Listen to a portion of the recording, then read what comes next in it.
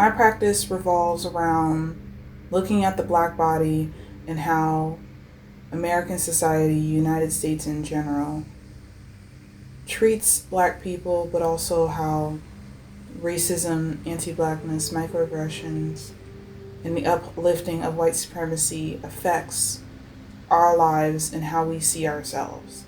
My creative approach varies depending on what it is I'm actually working on.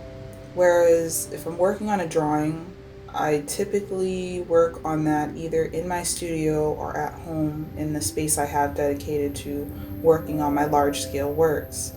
My practice varies and my style of getting work done is very different. I typically am a night owl. I work a lot during the early morning hours, and that's usually when everything is quiet and no one's around to ask me questions or send me emails, so I can just focus on my work and get that done. I feel like I'm most productive during that time of the day.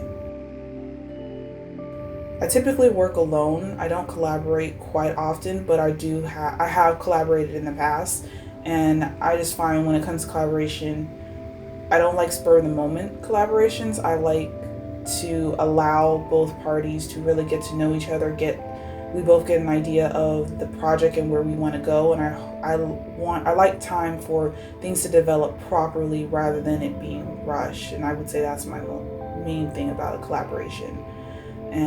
But I'm not against it. But for the most part, in creating my work and in my practice, I work by myself. In my practice, the themes that I find most interesting are the themes that I find I work with very widely. And I feel like that's necessary because the topics that I'm trying to touch on are not just one thing. The effects of racism and white supremacy on Black life, that's not just one thing. It has a multifaceted detriment to my life and the lives of those in my community.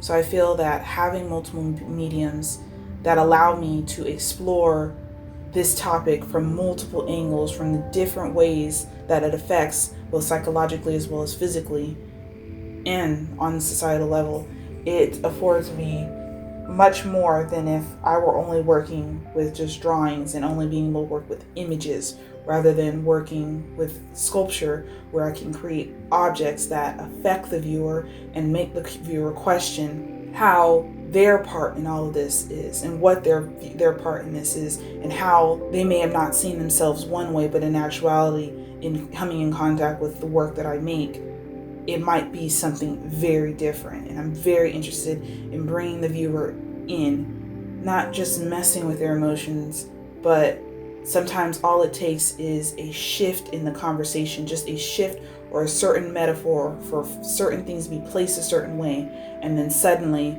everything you know is not what it seems.